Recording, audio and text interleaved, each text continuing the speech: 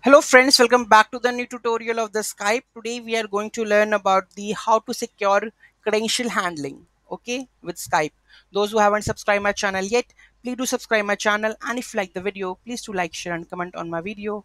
Let's get started. So basically what does it mean is like you have how to you can secure your credentials. So that could be done via the .env, okay, and you have to get it from the os environment get Skype username and the password. So in that way you can secure your credentials. So never use hard coded credentials into your main file. So it's better to use it from the .env file. So you have to create the env file and then you have to install this, okay.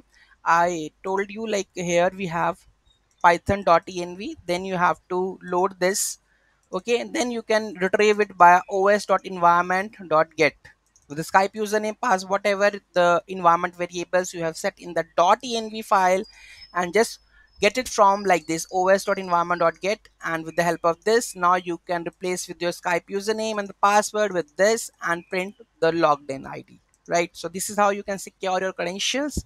Any doubt, any query in that, do let me know in the comment section. Thank you so much for watching this video. Have a great day.